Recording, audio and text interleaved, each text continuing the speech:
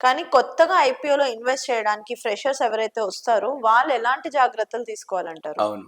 ఏ ఏజ్‌లో ఏ సర్కిల్‌కి ఆ సర్కిలే ఉంటుంది. స్టూడెంట్స్ లైఫ్‌లో అంత ఎకానమీగా ఇంట్లో వాళ్ళు ఏదో పైసలిస్తే బస్ పాస్‌లని పాకెట్ మనీలుంటాయి. అవే చాలా పొదుపు ఖర్చు పెట్టుకోవాలి. ఎప్పుడైతే జాబ్‌లోకి వచ్చేస్తావో అంటే ఇన్‌కమ్ వస్తుందో ఆ సర్కిల్ మారిపోద్ది.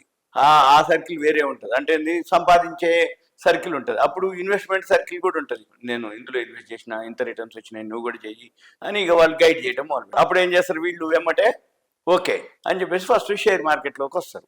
ఈ షేర్ మార్కెట్లోకి రాగానే ఈ మ్యూచువల్ ఫండ్స్ ఈటీఎఫ్లు ఎక్కువ ఎవరికి ఉపయోగం అంటే పెద్దోళ్ళు అయిపోయినాక రిస్క్ తీసుకొని వాళ్ళకి ఈ ఈటీఎఫ్లు మ్యూచువల్ ఫండ్స్ ఓకే.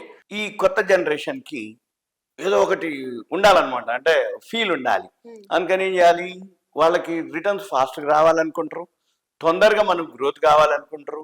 ఈ మ్యూచువల్ ఫండ్స్ అవైతే ఏం ఉండవు కాబట్టి అంటే టైం పడుతుంది. అందుకని వాళ్ళు ఏం చేస్తారు? ఐపీఓలు సెకండరీ మార్కెట్కి వస్తారు. ఇప్పుడు మనం మాట్లాడే కంటెంట్ ఐపీఓలు. ఈ ఐపీఓలు ఏదైతే అప్లై చేస్తారో ఐపీఓ అంటే ఫస్ట్ టైం కంపెనీ వాళ్ళు మనకి షేర్లు అలాట్ చేసేది దాన్ని ఐపీఓ. అక్కడ ఏం జరుగుద్ది? మంచి కంపెనీలు కనుకైతే 100%, 200% రిటర్న్స్ విత్ ఇన్ 3-4 డేస్లోనే 1 వీక్ లోపలనే. అంటే ఏంది? లాస్ట్ డే అప్లై చేయాలి, నెక్స్ట్ డే అలాట్మెంట్ కానీ రిఫండ్ కానీ, ఆ నెక్స్ట్ డే డిమాట్కి వచ్చేస్తాయి, ఆ నెక్స్ట్ డే సెకండరీ మార్కెట్లో ట్రేడ్ అయిపోతుంది.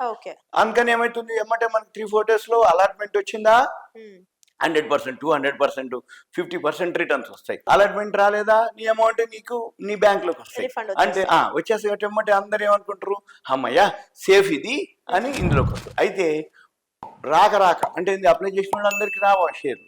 ఎప్పుడైతే అప్లై చేసిన తర్వాత అలాట్మెంట్ రాదో వీళ్ళకి ఏమనిపిస్తుంది అంటే ఏది అప్లై చేసినా రావట్లేదని సెకండరీ మార్కెట్లో కొనటం జరుగుతుంది ఒక్కోసారి. అంటే హై ప్రైస్లో. అక్కడ ఒకవేళ తగ్గిపోయింది అనుకోండి లాస్.